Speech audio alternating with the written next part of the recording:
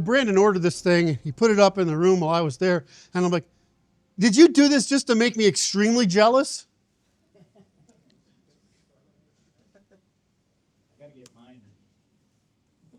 What do I want to focus on? Let me ask you this. How possible is the collapse within the next 10 years? There's going to be something, and everybody agrees. And it's because every single cycle, from geostrategic to economic to demographic to scientific and technological to economic, every single thing. If let's just talk about Western economic advantage, right? It's shrinking. Demographically, we used to be 15% of the world. What are we now? Like 8, right? Look at our education system. The need to import foreign talent in order to fill it. The decline in the capacity to buy a home, to have children, to mate, the fractioning the family. And this is all that's all an economic chain. And so if you look at it, there's going to be something. The problem is predicting how it plays out, and you can't. Like, I could do a pretty good job predicting it through about 17, but at this point, the field of opportunities is big. That's the technical version. It almost seems inevitable in some ways. It's not seems inevitable. There's no evidence in history it's ever not been inevitable. So we can't find any reason why it should play out.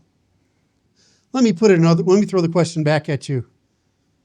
Can you understand how social, political, and economic and strategic cohesion can be maintained at the current direction of demographic, social, economic, and geostrategic conditions?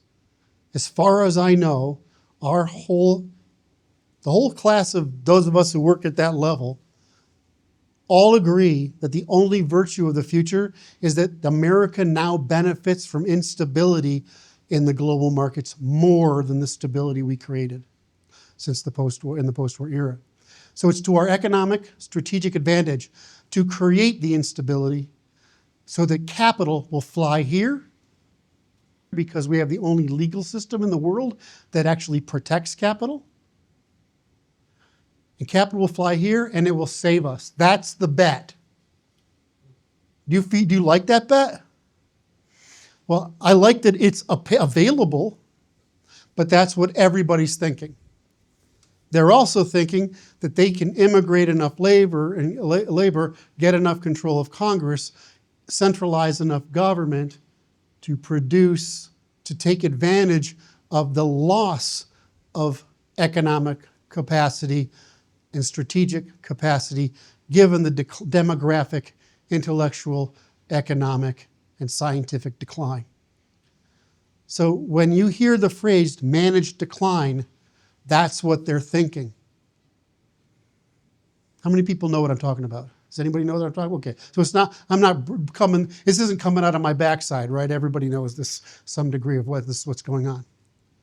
So do you think that people are just going to keep putting up with the fact that guys can't find girlfriends, women can't get married, children can't get born, immigrants replace the domestics at 60 to 70% of productivity compared to the people they're replacing? Do you think that's possible? So you'd have to say to me, can you find a way to pull this off that doesn't result in some group of people saying, I'd rather die? Because I could tell you, I'd rather die. And I know from the people who don't come to these meetings, who don't spend time online, who do participate in some groups, and who are men, and are men of competency and agency, I do know those guys would rather die.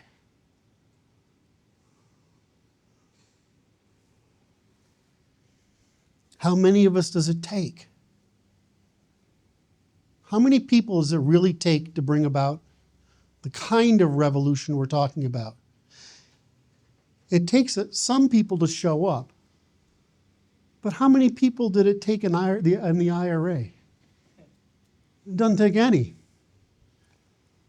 How many people did Mao start out with? You think there's any difference between Mao's ability to go through the rural areas and pick up men and our ability to go through the men? If I took 25 or 50 of you guys, how long would it take me to get 200? If I had 200, how long would it take me to get 1,000? If I showed up with 1,000, how long would it take me to get 10,000? How long do you think it would take to make that happen? 2 weeks? All it takes is for people to realize that they can actually do it. People have to feel like there's something they can join so they can go along with it. So I want to point the victory of the left. The victory of the left I just explained, which is that they are trying to bring about pretty much the WF type of thing that we all fantasize about, and they call us a conspiracy theory, except it's exactly what they're doing and what they said they were going to do.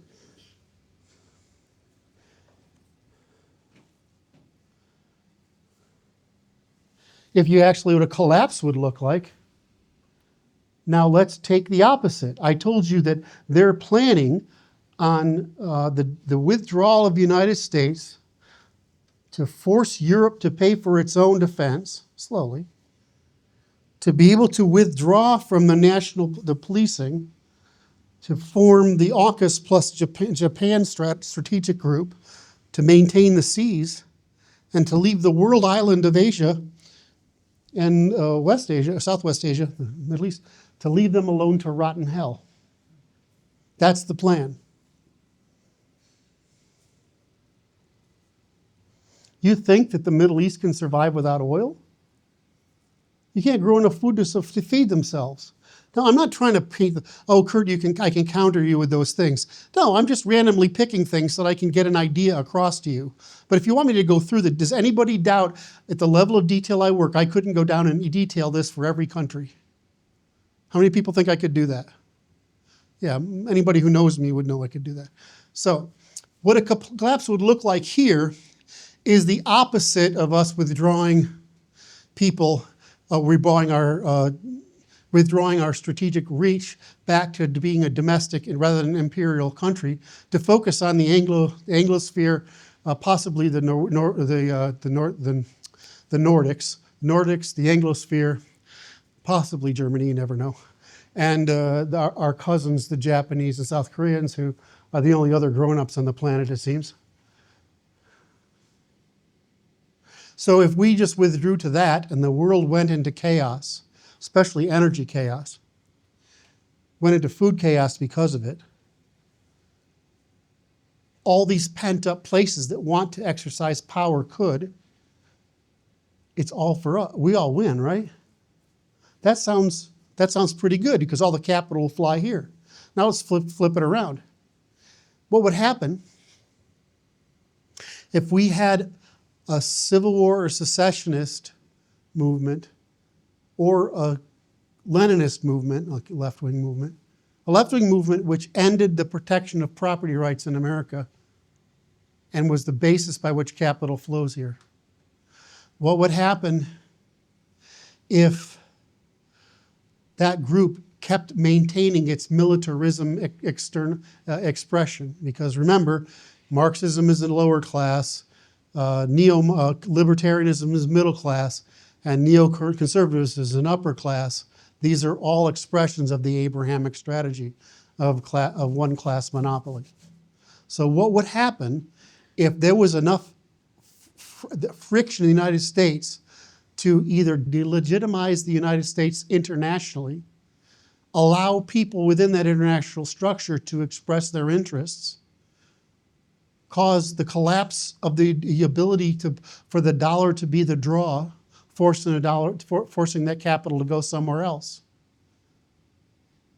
What would happen if something as interesting as I'm just using this as a windfall.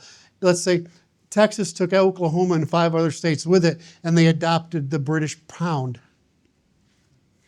What would happen to the U.S. dollar? It would go away, right? I gave away one of my secrets.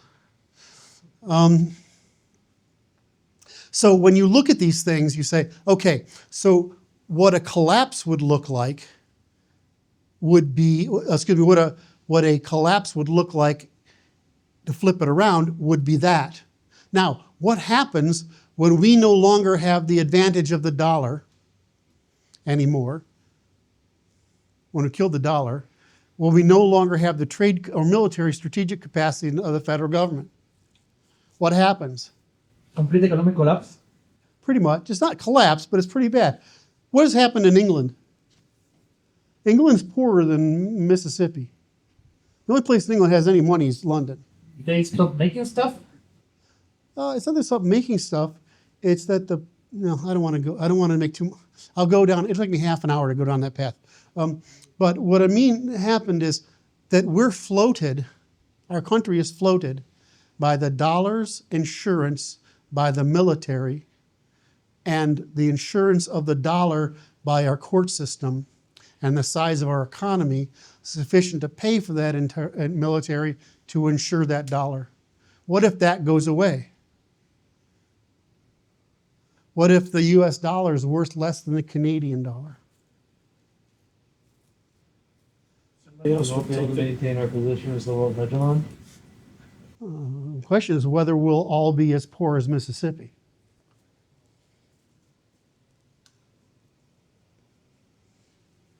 Is that likely to happen? No, because no one who has local agency or regional agency would let the opportunity for their own ascendance to pass. All right, so what does a collapse look like? All right, so I said the second, I forgive you, the first one, second. The third one is, what does a real collapse look like? If you took electricity offline for 6 months in America, what would happen? Dark age. It's the Dark Ages. Can you make the tool, to make the product, to rebuild the product, to restart the infrastructure, to be able to make anything work? Not without the equivalent of the American, what's the program in Germany? Marshall Plan. So the U.S. would need a Marshall Plan on 10 times the scale to recover. Now, why do you think somebody wrote a white paper about that in around 2000, and all these guys have been attacking substations? You know about the substation attacks, right? How hard does it take a substation? You walk up to it and hit it with an AK-47, right? How many of those grand size routers does it take? Who's a nerd other than me here? I bet you know. How many of those grand size routers does it take to move the internet around? And how many of them are in inventory? I think there's like 5. I can't remember how many there are. There's a small number. You know how many have inventoried?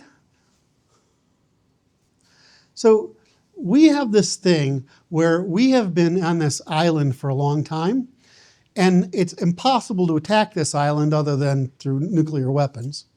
And so we haven't built electrical infrastructure.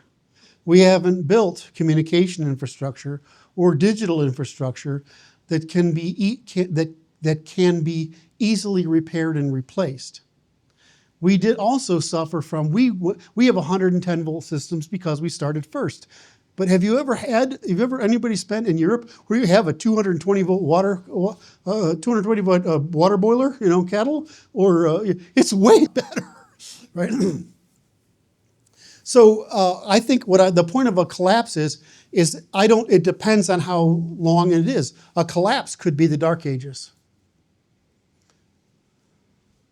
I mean, all that sci-fi stuff in the 70s that the guys in my generation lived through, which was really bad direction, bad production, but all this tragedy stuff, it would actually happen without the nuclear war to happen.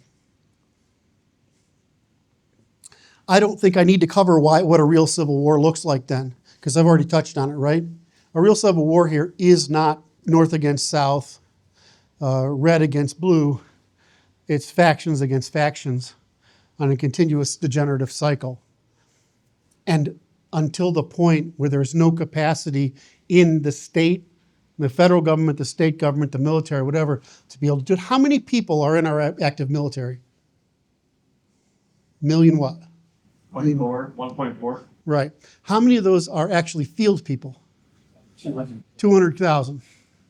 How many police officers in New York City? Right. So what are they going to do?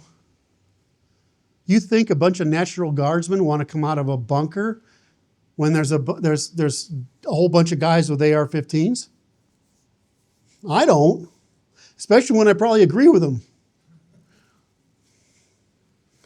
You think of a cop is a cop who knows that any activity made by an insurgency is meant not to just cause the disruption. It's meant to draw first responders and take them down. Do you want to respond to fire? Do you want to respond to police? Do you want to respond to emergency? How do you know that every ambulance call isn't an attempt to take an ambulance out? So the problem with this is that when you have an advanced infrastructure economy like ours, when you have fully developed institutions, what's the ratio of the people who are maintaining order to the population? Very thin. What's the ratio in Russia of people in the military and the FSB compared to the population? The FSB is as big as the freaking military. What's it in China? China spends more on internal security than it spends on military. Correct. So, but what do we spend? We spend the minimum we can, determined by the run rate of problems in the area, and we seek to draw on other areas. So what is that? That works if there's a problem here for a little while. But what happens when there's a problem many places for a little while? There's nobody to draw from. What happens if saying, I'm not going out there? All right, but I'm trying to get the point across. There, we go all the way from left victory, the total dark ages. Do we know which would happen? Okay, so given that field of opportunities, would you rather bring about something we control to try to bring about? Or would you rather be the victim of that range of opportunities? Yeah. I'd rather be in control. So that's what we're doing. We're at least trying. Is anyone else doing what we're doing? No. Do we have any competitors? Not really. We have a bunch of LARPers who talk nonsense. All right. Revolutions that begin with house-to-house violence are often among the more violent and chaotic upheavals, typically characterized by deep-seated grievances, sharp divisions within society, and sometimes sectarian or ideological extremism. Some violence may not always be in the initial spark of the revolution, but it quickly becomes if not the defining factor as conflicts escalate. Here are a few examples: the Russian Revolution, the Spanish Civil War, the Rwandan genocide, the Syrian Civil War, and the Libyan. The one I keep trying to draw your attention to is this one, because that's what I see happening. If you asked me, Curt, what would be the way you would start a civil war? I would start it with the ISIS technique and move to the Mao technique, right? Am I that guy? No, I have to be big and burly and handsome like Josh. Always going to follow cousin it. That's not my job. So I keep bringing that. The Syrian Civil War is a good example. But a revolution is better than a civil war, right? Well, we don't have this field of opportunity of victimizations coming at us. We have a field of opportunities that we want to see if we can move forward. So a revolution is better, but a revolution against whom? This is one of the reasons I covered all that material this morning and earlier today, is that who do you want, like when we were attacked after Richmond, it was because we would not take the bait, right? We de-escalated by showing them that, hey, you're good guys, we agree, you're screwed. Did the right want us to do that? No, they crucified us for it. Which I thought was honestly, that's how clueless I am about the average guy. I couldn't understand how that could happen. So do you want to make the guy on the street the enemy? No. No. If BLM shows up or Antifa or whatever, do you want to say they're the enemy? Yes, probably. No, you want to say you're screwed, but we know what to do about it and you don't. Yep. You understand where I'm going? Because who's the enemy? Elites. Hostile elites. Do those people on the left know who's f***ing them? No, they don't. Really. They have no idea. They believe and they buy into the left's false promise. They have only mythology about what they think is going on. It's like with the revolutions against the monarchies. Everyone makes the assumption it's about kings versus the people. It's really kings versus the bourgeoisie. It was elites versus elites, and it's just the bourgeoisie were better at convincing the people that the kings were the enemy. So, if the Iranians can't use their proxies, I don't care which side of the thing you're on in this, I'm trying to use a global example.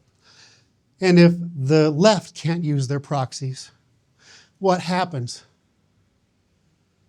In other words, if we say, well, you're right, which is what I said to the BLM guys, right? You're and I can appreciate that because I understand they're useful idiots.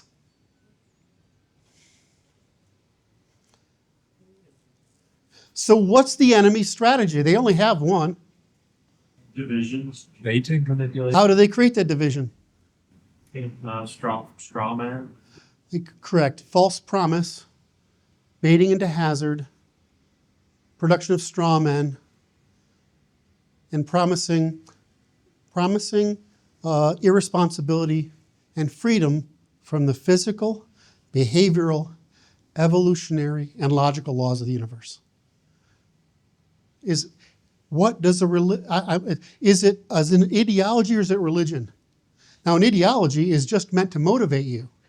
A philosophy is meant to help you think.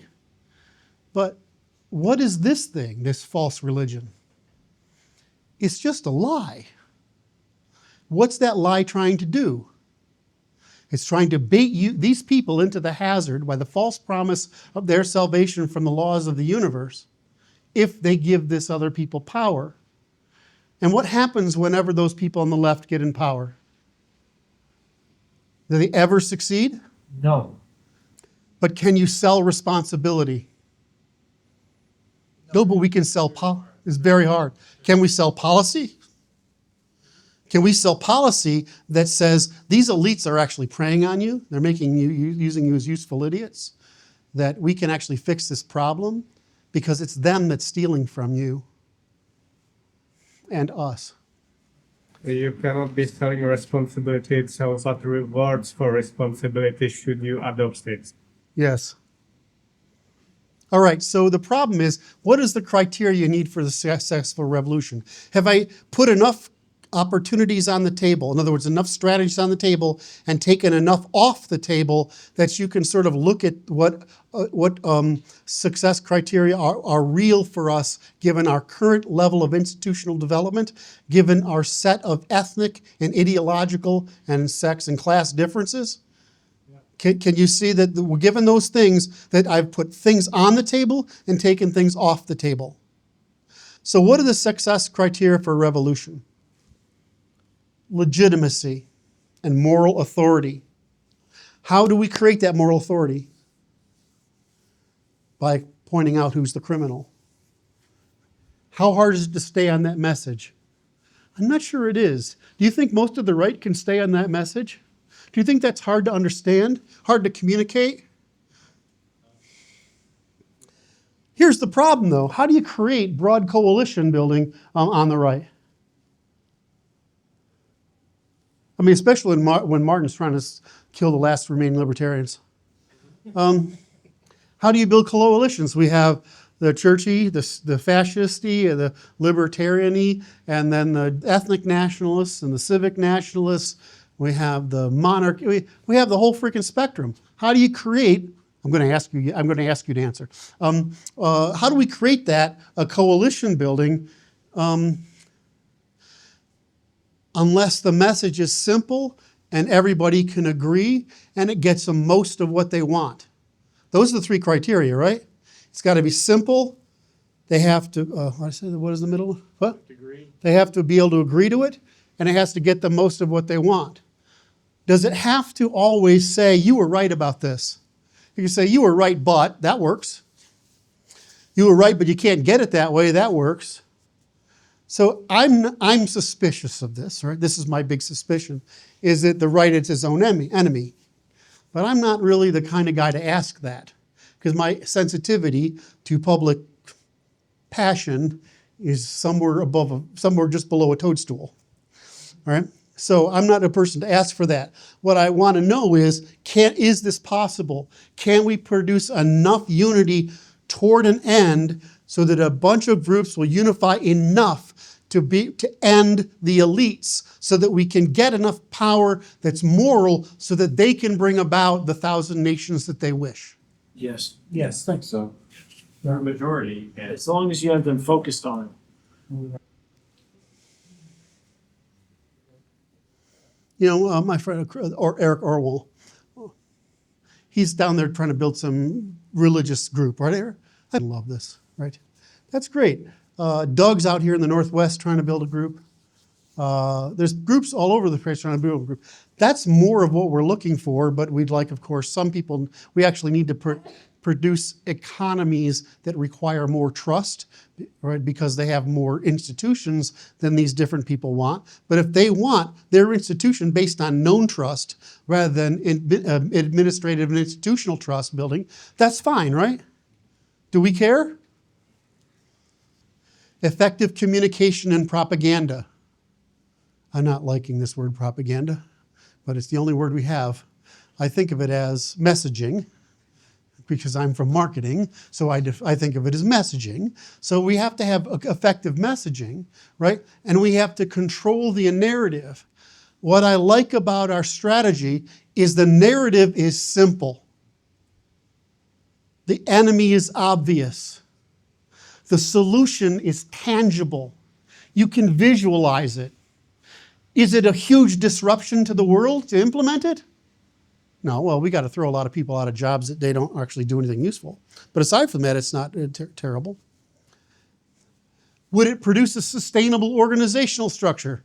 We just talked about earlier, it's the most stable organizational structure on earth for the past 1,000 years. Can we make strategic use of violence and nonviolence? Is there a place for organized violence? Yep. Yes. Same time. What? Place and time. There's a place and time for it. Is there a place for nonviolent action? Is there a place for pacifist action? Now think about what I'm saying. What I'm really meaning is political discourse. calling for peace. Calling for peace, approaching the other side, trying to keep the door open. Because it's very hard to attack you when you're saying, these are criminals over here. We're going to help everybody. We're trying to negotiate with you. We'll use peaceful protests at time, but if we have to, we'll get dirty. Are you sort of seeing where I'm going with this? Is this making sense? International support. I think international support is difficult to get and also dangerous. I don't know how I feel about this one. If I was approached by, say, the Spanish monarchy, I would say, yes, I would like your support. If I was approached by the Saudi monarchy, yes, I would like your support. I know I'm throwing that one out to cause people to think. If I was approached by the English monarchy or the English, I would ask for their support. I can't imagine the Canadians growing enough testicles to actually talk. But if I was approached by the Chinese government, would I want it? No. So you have to say, if you would want support, we have to remember legitimacy is predicated on maintaining the moral high ground. I asked you earlier, how do you kill a strategy that tries to wear you out? You kill its command and control, its logistics, and its head. And what would that take? That takes is removing the legitimacy of the criminals who occupy the government and put our people to task.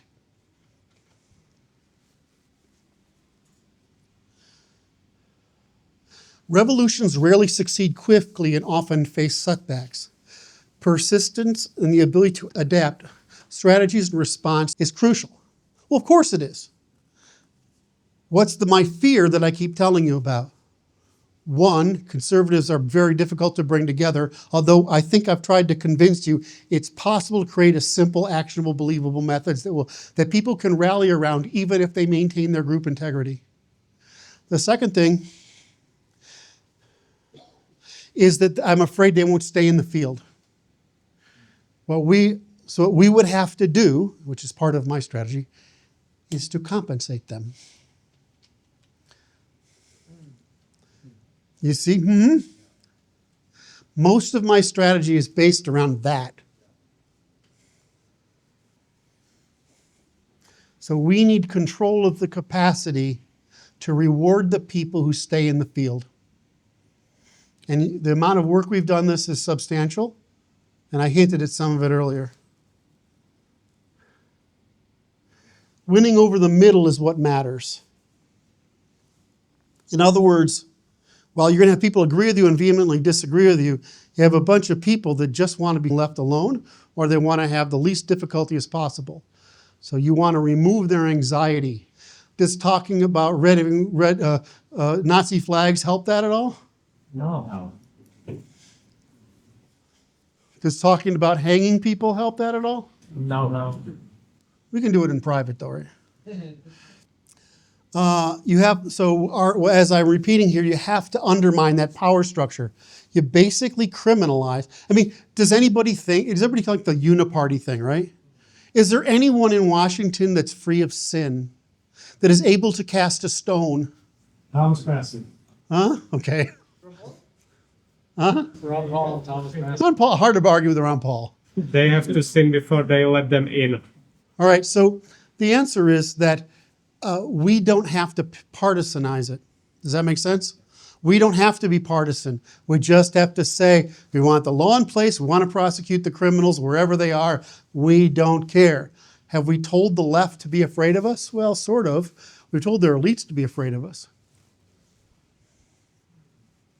Now, when you have to be believable in the preparation for governance, so it means you have to start to collect people who are ethical, moral, believe in what you got, have good reputations, and will be able to work in these government positions. And we have to say, look, we're just the guys who think the shit up and make it happen, right? I don't want to be king. Do you? I don't want to be governor. Do you? I don't want to be a senator or a representative. And this one is I wrote quite a bit on. So then we have to know what to do with displaced elites. If you take all these pseudo-elites out of their jobs, what do you do with them? I think my understanding is, if we deconcentrate the power, you like that word, deconcentrate? That was really dilute the power in the central government, move most of the stuff back to the states, right? You're going to form a market competition that doesn't exist in the monopoly in the center. There's going to be a place for those elites to be there, right? That's what we want to encourage them to do. We don't want to say, go home, right, and whatever, because it doesn't mean that if you're like some bureaucrat in I love the Forestry Service. So do you want to pick on the Forestry Service? I don't want to. I would leave them alone, right? Most Americans, it's like libraries. Everybody knows they're a waste of money, but it makes everybody happy to pay taxes for the library, all right? But if you go out and you say, okay, well, we have the education department. Do we really want to save those people? No, but you need to go away and go find something else to do. You're not probably qualified for anything, but please try. Maybe they have openings at Walmart, right? But if you're in like the Department of Energy, right? Now, there are plenty of people there that are competent, that have other places in the world that would be very useful, right? And we're not trying to hang these people. We're trying to eliminate their capacity to issue law. In other words, create lawlessness by the creation of law by bypassing the legislature and the courts and thankfully the Supreme Court reversed their ability under the Chevron doctrine. I love this current court, it's pretty good. So if we can get the states to absorb some of the supply and end the centralization, because what are we really trying to do is we're trying to revert the federal government back to its original design as in charge of defense, borrowing, credit, and trade, and the resolution of disputes between states. And in particular, if they want, I haven't figured this out, and you can help me think this through. If there's a part of the government, a part I understand very well because I've been in the Justice Department, true, but I've also been in the intelligence network, and there's people there who think that they're doing good by maintaining what they see as peace in the world, right? But there's also people there that in the State Department in particular who are climbers on the one hand, and also they want to preserve American dominance. In other words, they want to preserve the empire so much that they and much of the federal government as a consequence, particularly the legislatures, treats their peers in other countries as the customer, not us.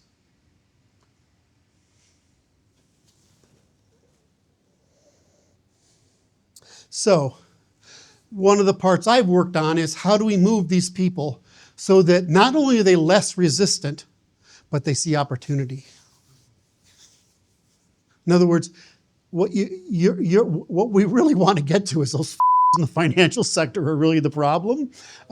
We need to disempower their ability to use you to hurt our people, and we need to remove the incentives that cause you to have more desire to work with your peers in other countries around these global projects where you do have abstract influence, instead of real problems in the material world that we face inside this country, like infrastructure and getting along in education and science and all sorts of crap. And why can't we focus you on that? It's the same thing we're trying to do with the restructuring of the financial system. We're saying we want to end your ability to collect interest on consumers and force you to take that capital that you're unnecessarily extracting because they're financing themselves, basically, the state, and we're forcing you to find higher risk, longer return capital structures to put that money into in order to survive and compete. Are we trying to kill the financial sector? Or are we trying to take the criminality out of it? I don't want to kill the financial sector. I mean, Bryan might. We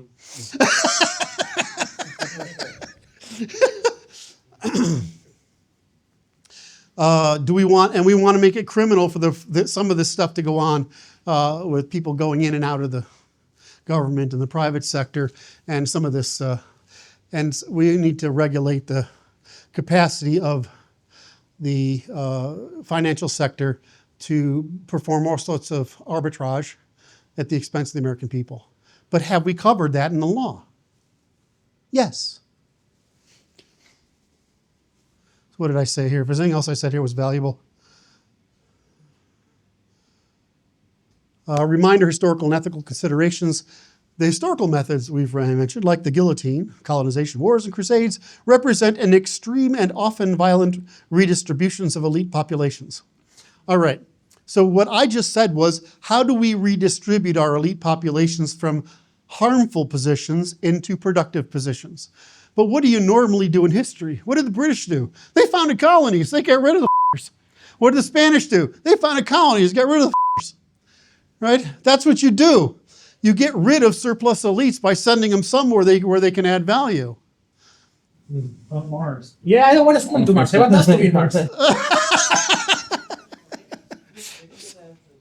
So I'm trying to, so the problem is while we have venom and anger in us, do you see what I'm getting at? We have all this anger in us. We're so frustrated. We're rightfully frustrated. Our people are rightfully indignant, frustrated, exasperated, angry, and furious. Does it do us any good? No. No. Well, it motivates us, but besides that, no. Right, and what is that thing? It's like rage to anger, to frustration, to dedication, to determination, to dedication, to discipline, to destruction. Right? It's you got to turn your emotions down. It's like what is the 12-step program, the reverse of a 12-step program, so that you can actually solve the problem instead of evict your emotions. So a modern approach should focus on integration and transformation rather than exclusion or elimination. Now, if I already gotten shot for saying don't tell the BLM and Antifa people they're wrong, they're bad, but that they're right, they're screwed. And yes, I made fun of their dicks. I'm sorry. They thought it was funny. All right. So if what we want to do what the right is so angry they don't want to do. Who else is trying to do this?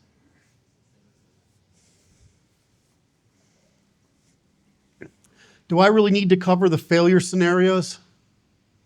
The failure scenarios are the use of anger and violence to fall prey to the enemy's baiting and hazard so you can be crushed. So what do we have to never do? Fall for baiting into their hazards. Would we be right and just and moral if we hung them all? Well, yeah. But does that going to want to have the rest of the people want us to govern afterwards? Sure.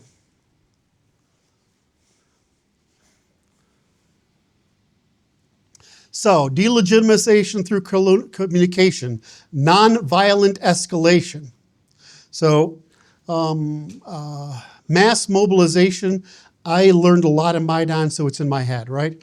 I was there, participated, I listened to everybody doing everything. I did the analysis of it. I had a job of watching the president's plane flying to Dubai, which was full of money, while he actually used a helicopter and a plane to get to Russia. I thought he was on the frickin' plane to Dubai. That's what I would have done. But no, he sent the plane with his, the responder on, fully broadcasting. I just followed him all the way to frickin' Dubai. And meanwhile, I'm like, well, he's going to be in Dubai. We're not going to be able to do anything about him. They don't care. But it turns out that was a really cunning ploy to send a plane full of gold bars to Dubai while he sent himself on small transport to Russia. So it right on me because I understood, well, first of all, I love Ukrainian people, right? Second, I understood that it was a real ordinary people revolution. I understood that what we were doing, and this is common knowledge, I'm not getting in trouble by talking about this, is we were bringing in, somewhere in December, we started bringing about $7 million a month through diplomatic packaging into the embassy, and we started paying people off. Do you think we needed to pay the revolutionaries? No, we needed to pay people to leave them alone.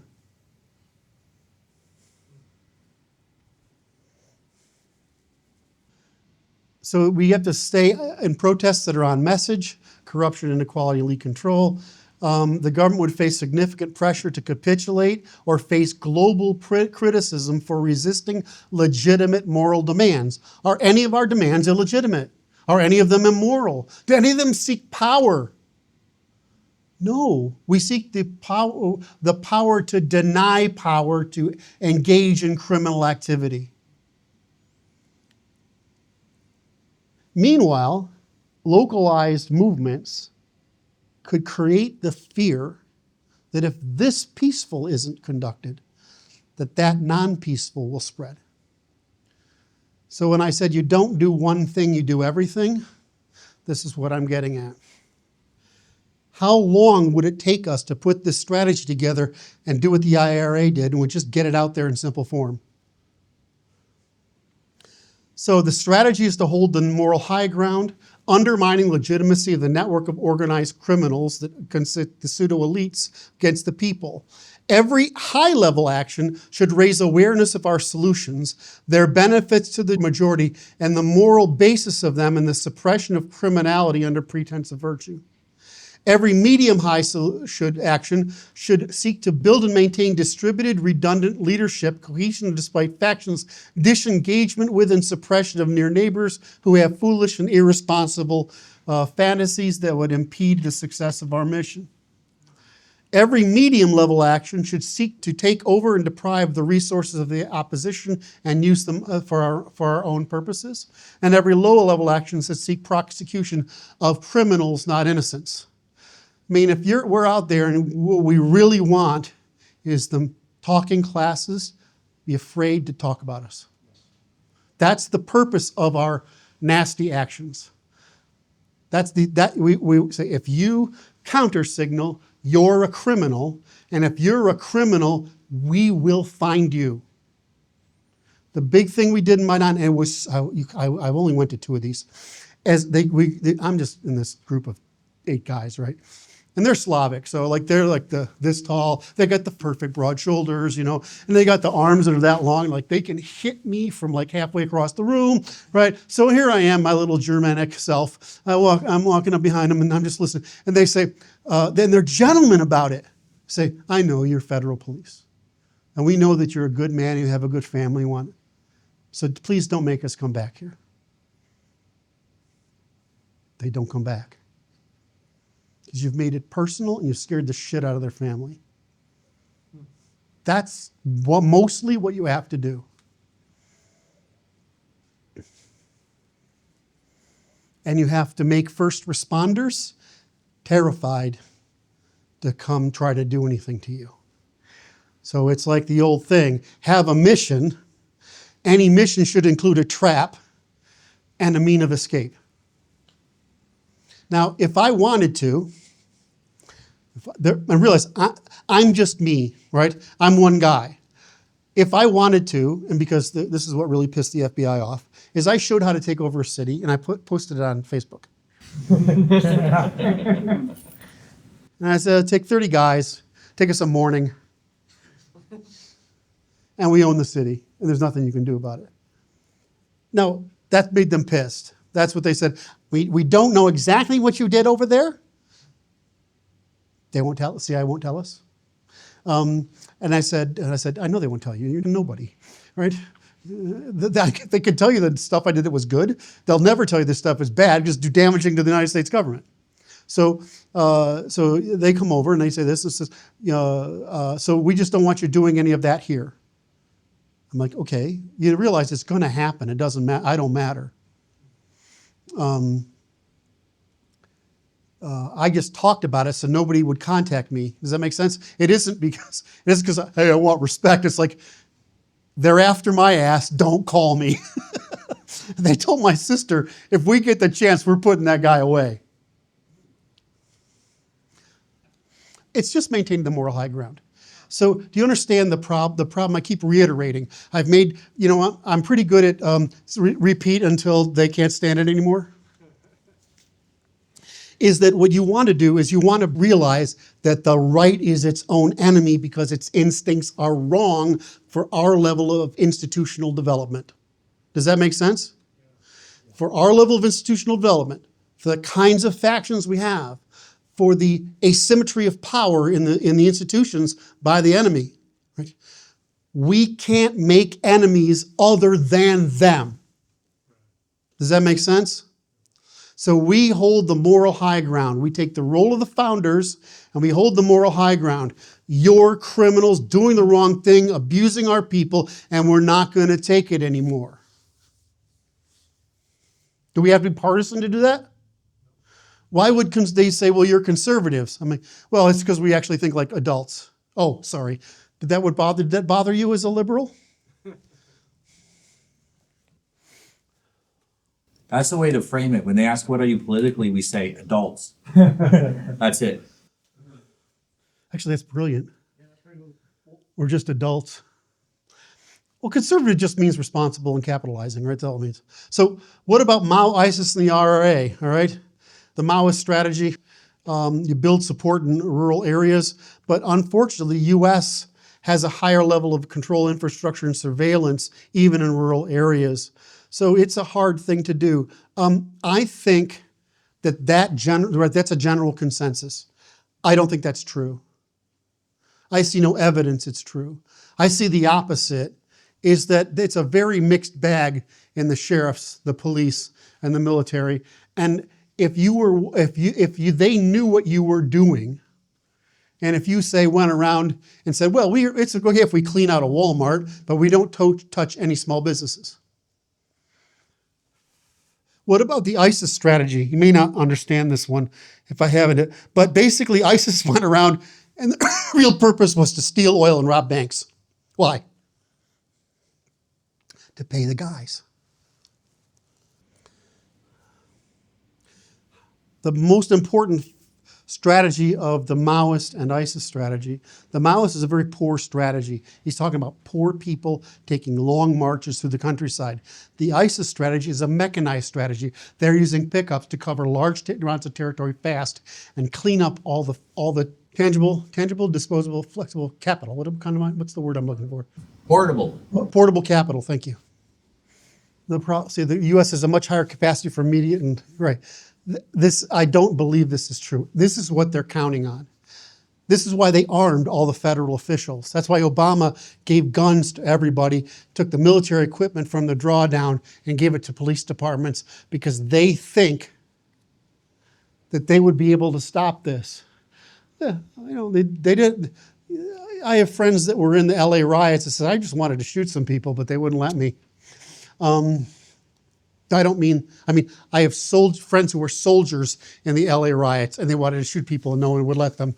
All right. It's pretty hard to shoot guys with a moral message. And all you're doing is saying they're right. So do I sound like a pacifist or something?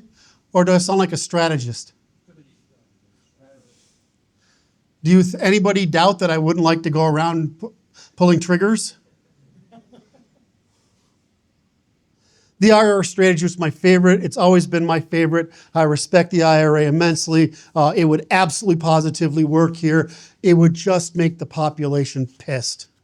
I could easily, and so could dozens of other guys, anybody who's worked in the real special forces. We got to remember, you got SEALs and they just go break shit, right? You got Delta Force, they actually think of stuff. Green Berets, they might think of more stuff. They're not all the same. But, if you want somebody dead tomorrow in a shitty place, you send the SEALs, they're going to be dead, right? But if you want to say, we got to take it over and it's going to take all this, why don't you get Delta Force in there? All right, so, and then if you work with the people I worked with, they're the CIA. I've never met all these guys that are on the radio, on YouTube, CIA types, they all look like thugs to me. Every freaking person I know that I worked with was a nerd.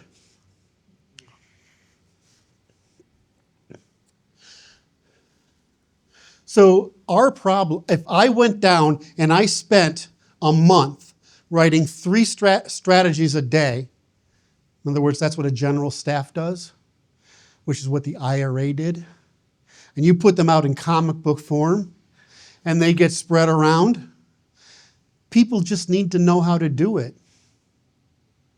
Can I use his name? My buddy and I, he was training Azov and Pravý Sektor, right? The Jewish guys and Nazi guys. That's really funny to me. I don't know why. And so he was training them in basic fire maneuver signaling, right? Cover, concealment, first aid. And he wrote up the training plan for these militias to use. So here's how you train people to be on board them. I'm just there because I got to report on this shit. So most of which I can do just by asking him questions because he'll tell me and it's like, okay, I guess I might as well just interview you than sit out in the woods with you. So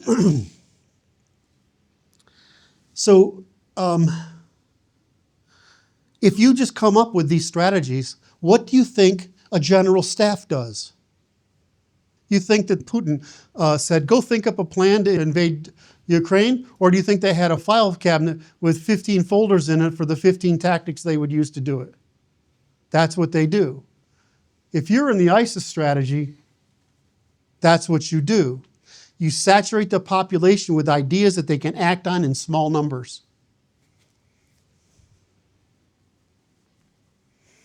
If the truckers in America decided to block highways, what would happen? Chaos. Absolute fucking chaos. Right? if a lineman is afraid to go repair a line, and moreover, he says, I'm too afraid, where he says, I'm not going to get out there. This is awesome. I want them to win. What if you combined the Maoist, ISIS, and IRA strategies? Remember I said, don't do one thing. Do everything. You have the resources to match. So you basically use the urban and rural divide, which is what we would do. You use the rural insurgency with mobile tactics, get support from local populations, target key infrastructure. You conduct political negotiation and insurgencies. And of course, you would keep a general staff, supply cheap, simple, effective tactics. And in conclusion, with the IRA strategy, combines guerrilla warfare, or rural insurgency, and political representation as a combined arms, basically the equivalent of combined arms to be effective. You'd, of course, face the modern problem of the modern surveillance state. It works in contexts where you don't have to or don't want to directly face the state. There's no need to directly face the state. Do we want to fight the military? Do we want to fight police? Do we want to fight sheriffs? Do we want to fight National Guard? Who do we actually support? The military, the police, the sheriffs, and the National Guard. Just hostile elites. What? Just hostile elites. Just hostile elites. The only thing is avoiding detection. That's simply, I don't understand where all this mystical stuff comes from. We can't fight guys in flip-flops in a foreign country where they look different from us, and you expect that this is going to be able to do anything about the guy that looks like you, dresses like you, lives in your neighborhood, and when 5 guys get out to throw a kegger, they go and cause something that takes down everything, and you're like, why do we think they can do that? The biggest argument I've had with the right over time is this illusory belief that the government can concentrate forces over disparate areas simultaneously in any capacity at all, or that most of those people would do so willingly. If you put the moral high ground, they're not going to want to fight it.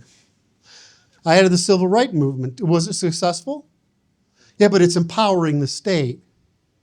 But we're not, right? We're disempowering those parasitic elites. But what do you got to do?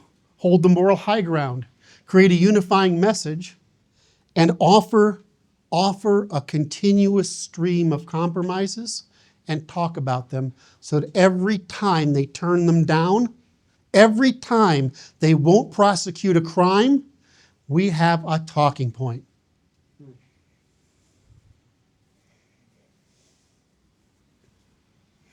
So we have 2 things to do. We have to have that happen on one end, and we have to make the enemies in the media terrified to talk about it. But then how do we bring about the equivalent of the Maidan revolution? In other words, how do we get attention? What's the real purpose of putting a lot of people on the streets? Millions of people in D.C. or some other city. What's the real purpose? So you can deliver your demands. Correct. So you can deliver the demands and force them at the position of denying them. That's the real purpose. Do we need them to capitulate and like, we're going to threaten you? No. We just need to get our message out there. It's basically protest equals advertising.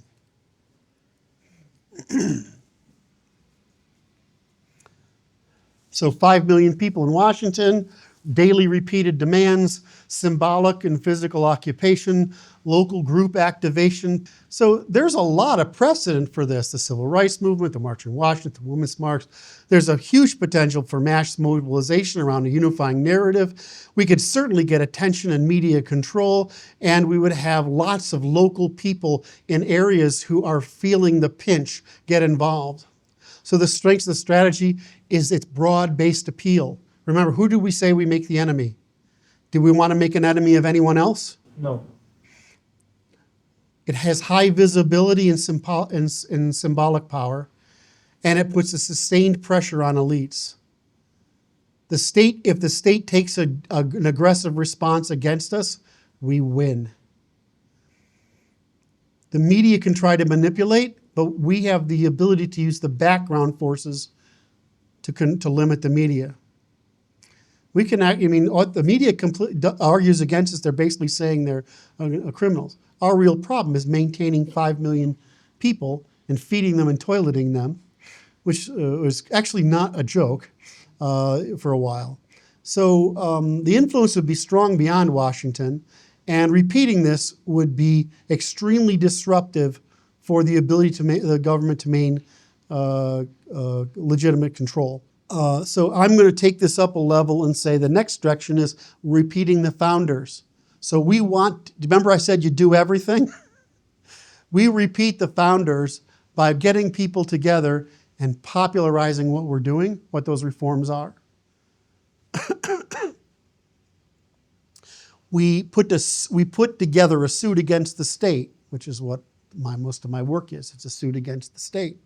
We submit the state so they can refuse it. In other words, we literally take 50 people to the Congress and we say these are our demands for reformation. And we want them to refuse. Even though they're all moral, they're all just and they're right, we want them to refuse. And they're going to, because these people spent their lives trying to get on the federal tit. Then we bring about the Maidan to get in the news and stay there, to get visibility and stay there, to repeat our message and stay there. If we can do that long enough, nothing else is necessary. But can we convert from being 5 million people here to going on the road with the Maoist strategy? Can we go from the Maoist strategy to the IRA strategy? Absolutely.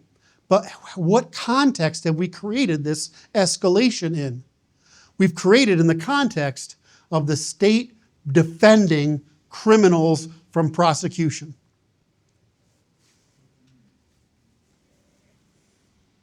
It'll really take within weeks to months. I would say 90 days. I can't see them sustaining that level of criticism for 90 days. If they did, then we have every moral condition to escalate. All right, so I'm just trying to skate through this because I want to have it covered. The government should capitulate within a matter of months, perhaps faster. There is a problem of elite resistance. They're just helping us when they resist. So that's our basic recommendation. And I'll just say, so it's a choice. We have a choice. We've made the tools, right? We've made the system of measurement. We've explained the problem. We've made the system of measurement. We've proposed corrective action, and we've come up with a strategy for its prosecution. Is it going to play like I say? Of course not. But why do you make a plan? So you understand the problems, and you can say the plan exists in a field of potentials, which we seize opportunistically as we move through time. All right. While we can sort of, I have this power of a reality distortion field. I realize that. The question is does the stuff I've said to you sound rational today? Yes. Yeah. Yes. It seems difficult to bring about, right? No. No, yes. Well, I don't think so, but I've built a lot of organizations, so I don't think about it. Go ahead. I do have one question. So, like, when we talk about this, and we talk about initiating one or all of these strategies, timing is essential. So, like, when do we know when the correct time is? Well, like I said, I think there's what we do is we know what we have to do, and if we can do what I said, which is follow the founders, then that means we have the time to do that. If not, we have to move the process up a step so that we start there instead. So it's going to be very hard to see the trigger event happen until the economy goes into a slightly worse position and the frustration that's building reaches a slightly higher tempo. I think that's the case. But But again, only, as Rudyard said, my job is to bet, is to predict, which is to bet against God, right? And so I have a very good record of predicting up until 2010 or so. And after that, there's no harmony there's no flocking and schooling going on in the world. I just see everything going boom. And so I can't predict any trend other than say, these cycles say under these conditions, about here, something's bad is going to happen. It could be that a war breaks out somewhere else and we get into it. It could be that a civil war breaks out. It could be that we have a political movement. Who the hell knows? We don't know what it is, but there's no way you can have a civilization continue with the intersection of cycles of collapse we have. In other words, the number of market collapses that the population will tolerate. All right, did I get my job done today? I got to tell you, I was terrified to talk to you today. It was an incredible amount of material to cover. I felt that I would bore you to freaking tears, that you wouldn't get across what I was trying to understand, that you would disagree with it. That's my job. I'm supposed to be paranoid. All right. But was I successful in my attempt at education? Why do you say that? In other words, I need some confirmation. I mean, listening to you, it sounds like, yeah, they fucking got it. I don't know how you thought like Civil War and Revolution was a boring subject, but And if you're looking at me, you're looking at the wrong person, because I usually work nights, so I'm going to look like I'm dead even during the day. I can't see, honestly, without my glasses, I can't see you. Kurt, I think I'll give you some feedback, which is what you're asking for. I think what was really effective that you did when you looked at all the different scenarios. My mind has a big imagination. I think a lot of us here have active imaginations. And so any little detail that I don't have totally, scienced out in terms of what happens if it's guerrilla warfare, what happens if it's, insurrection, et cetera, it's very hard to connect. It's very hard, first off, to not just spiral out into fear, paranoia, et cetera. But it's also difficult to see the transitions from one strategy to another. Yes, That's really hard to see. Okay, that's a good compliment. Thank you. It helps me understand. Yes, sir. I think it was also really good to get really drilled down on its hostile elites, is where you direct that anger, that frustration, because previously we talked about that anger. That's where the whole pathological feminine came into. Don't you love how they make it that these Antifa guys are the bad guys and it's them?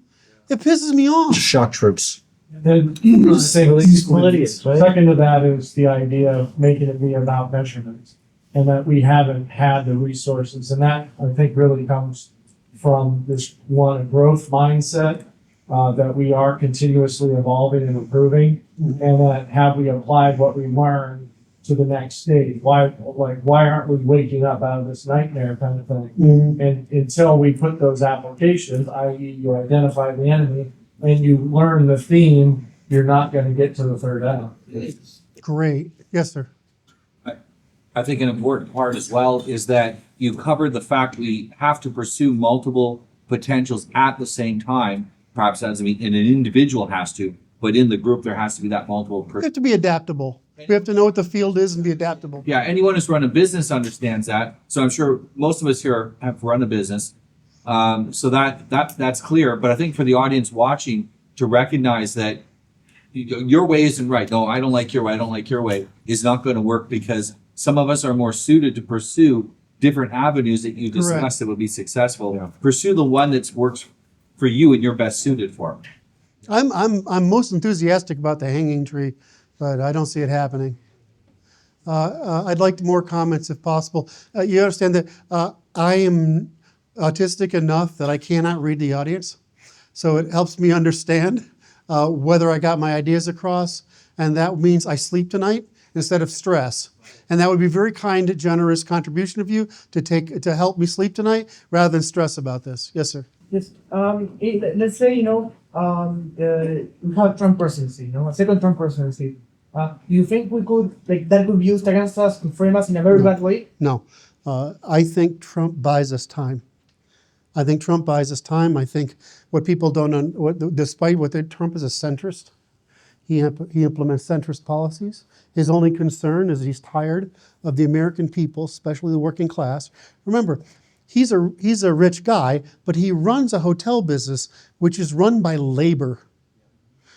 Right? He's in the construction business, run by labor. So he sees, in his view, is not some elitist position where they're looking at fellow members, right? He's looking down in a business where he worries about ordinary people. And so he just sees, this is unfair. This is not fair to our people. It made sense in 1950 when we were trying to get everybody to work with us against the Soviets, but it doesn't make sense anymore. It's just burning our middle and working classes. I never think Trump is complicated. Everything he says is so simply obvious, and the problem the press can't stand is that he knows by saying outrageous shit, they'll talk about him, right? And so he just plays them like freaking tools. Go ahead.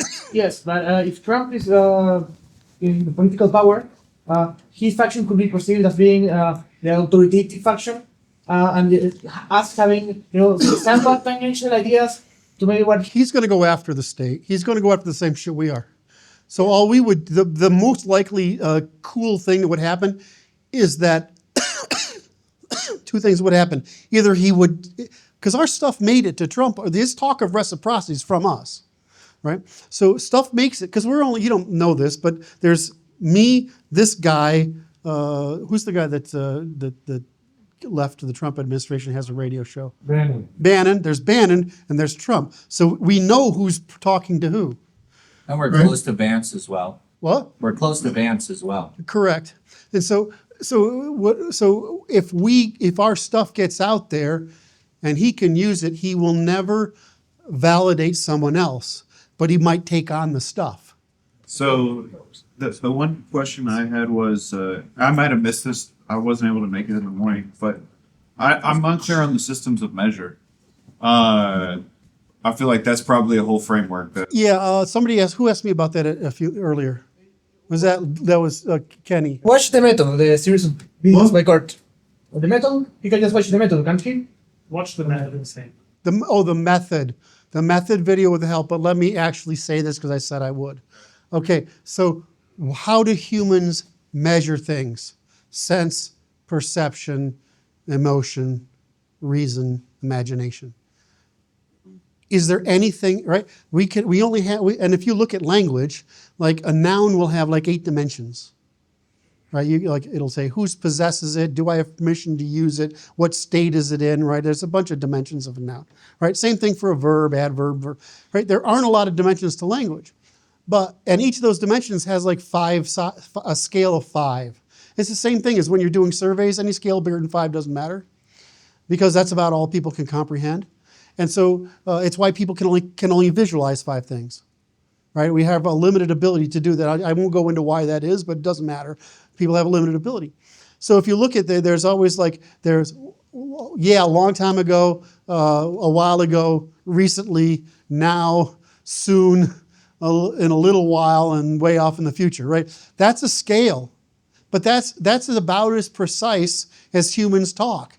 It's also about as precise as we need to talk, because we can increase recursively the precision if we need to for some reason. Well, yeah, but it's yesterday at 8:00 p.m., right? That's recursive. So what I'm trying to get across is humans have an ability to sense a spectrum, the color of light spectrum, Roy G. Biv, right? We have all sorts of sensibilities to be able to sense things. So man is a measure of all things to man. Does that make sense?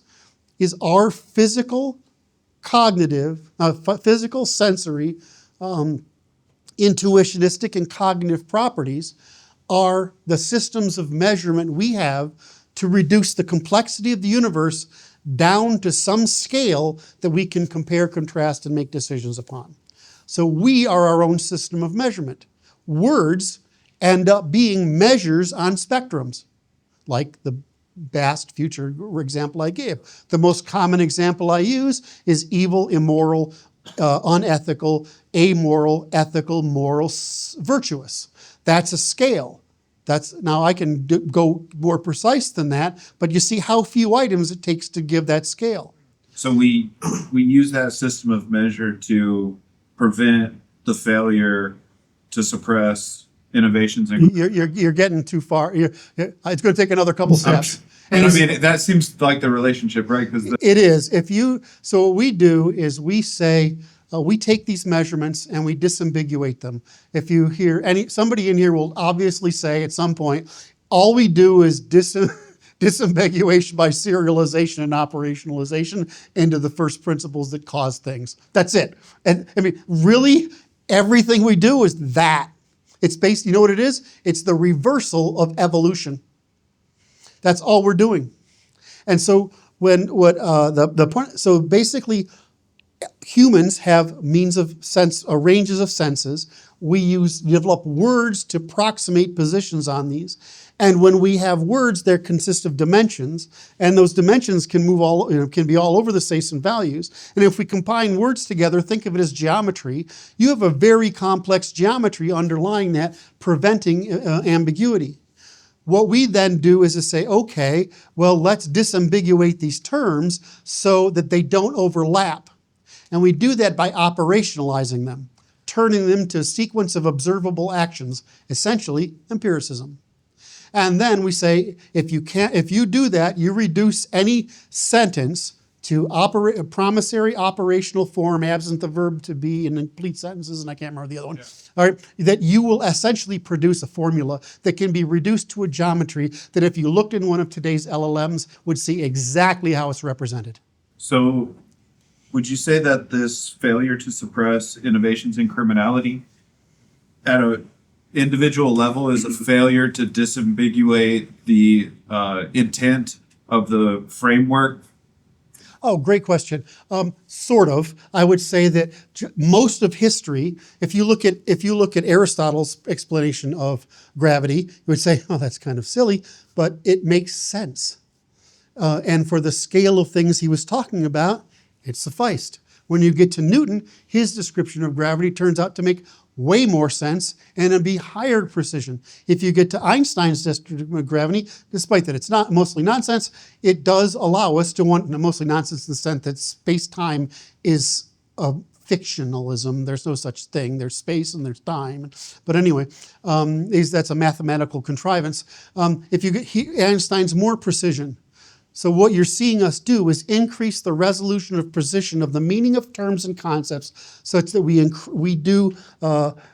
just like we use telescopes to arrange our vision, just like we use complex words to convey more complex ideas, we are essentially allowing ourselves to increase the precision of the same claim, irreciprocity, right? A same claim in increasingly abstract ways. So it's really, when I say it's, what we're really doing is natural mathematics, which is very hard to explain. But if there's cardinal numbers, there's ordinal positioning, and there's natural positioning, we're creating the system of measurement using the human language system by reducing it to a system of measurement that's unambiguous and can be tested for whether it's testifiable.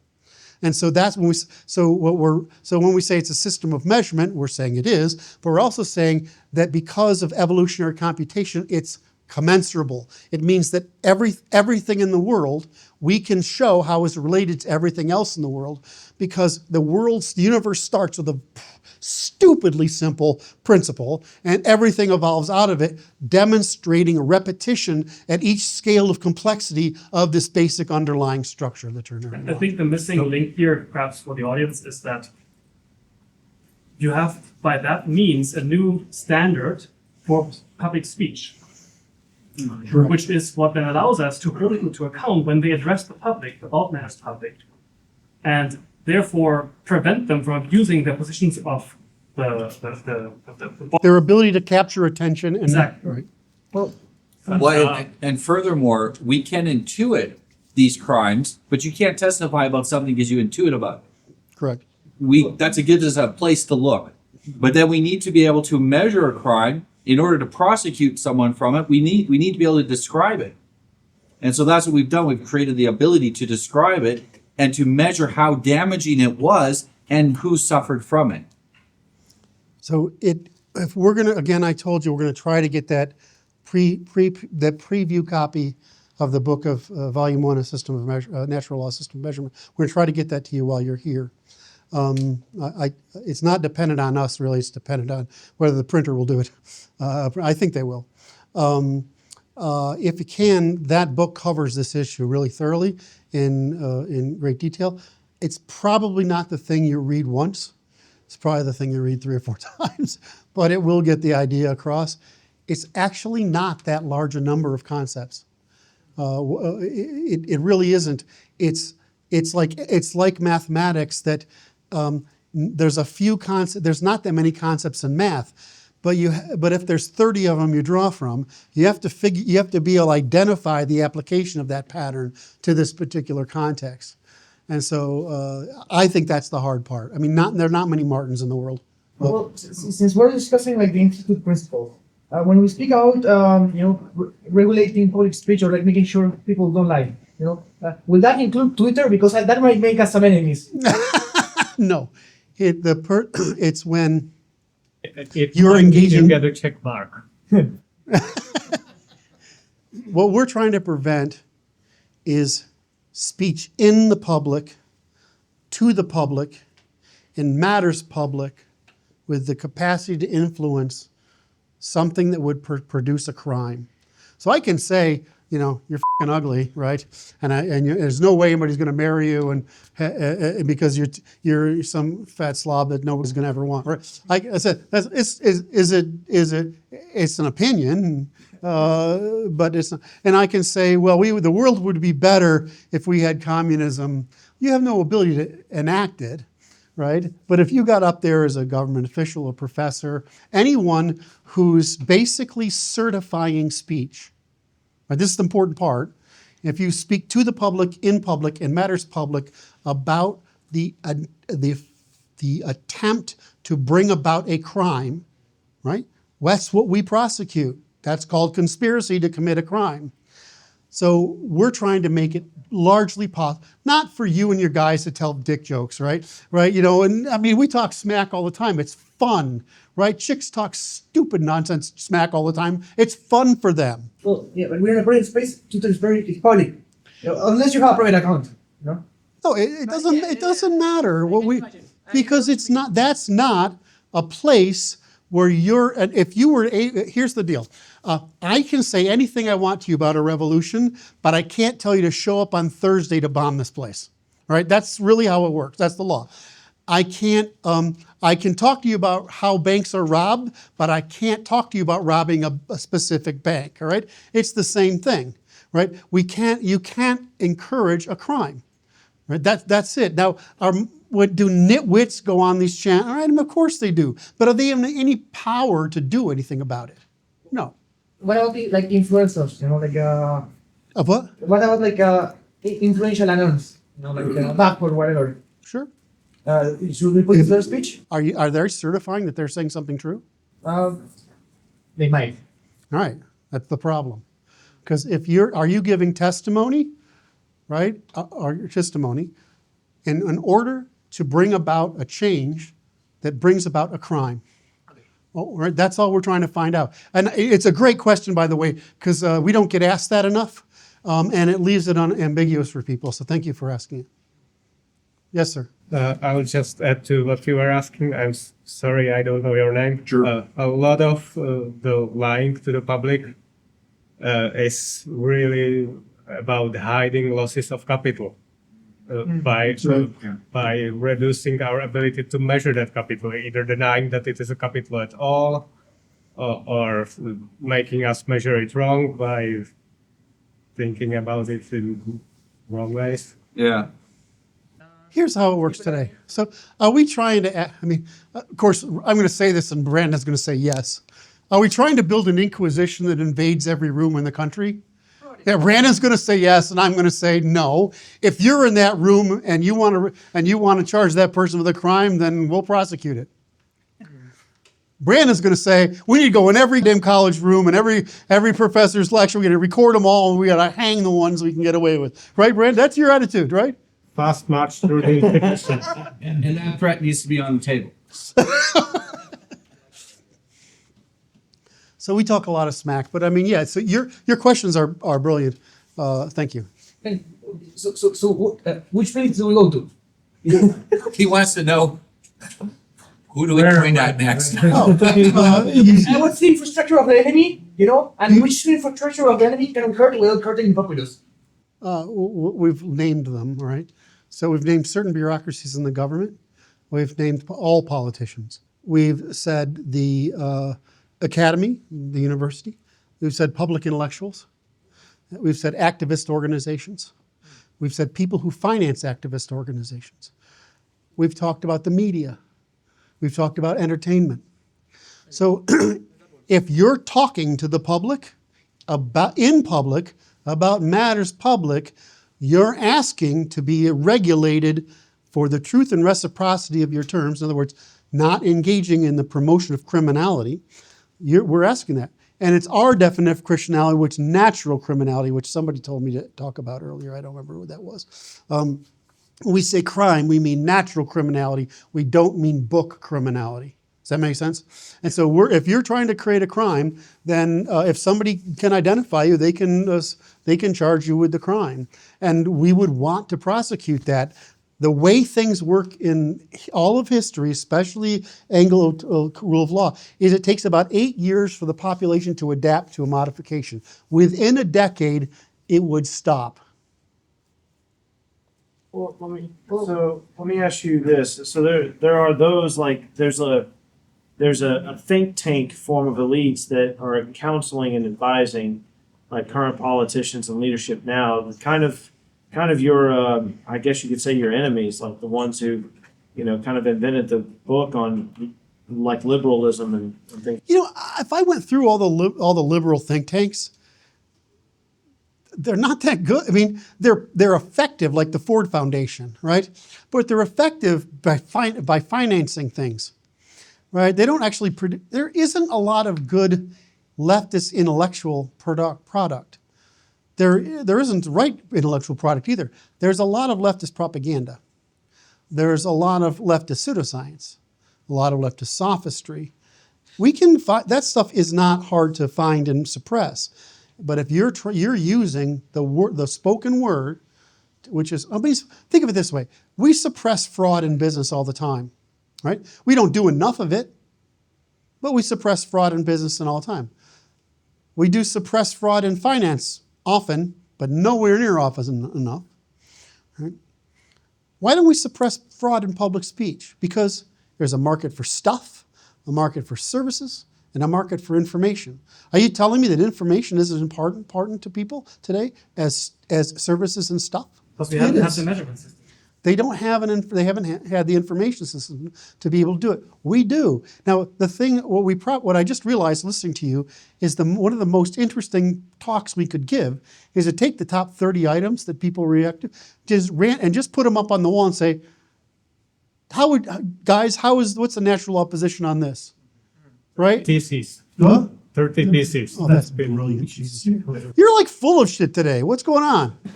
He's up next. Being full of shit is not a compliment. I meant it as a compliment. You're full of shit. That other kind is full of shit too. But I mean, in this today, you're full of amazing shit. All right. All right. Anybody else got anything? So, 1, the enemy is obvious. They're criminals. We have a system of measure to produce it. There is a strategy for be able to obtain the power to enforce it, and there is which we did not cover today. There is a strategy which I covered a little bit about how to reposition elites, and there's a strategy of transition. So what we would do about these people that are currently white, very popular, very well-paid white-collar criminals, and then we need to find something useful for them to do that's not crime. All right, do we do a good job? Thank you, guys. I really appreciate your patience. I found this brutal, but I really enjoyed it. Thank you.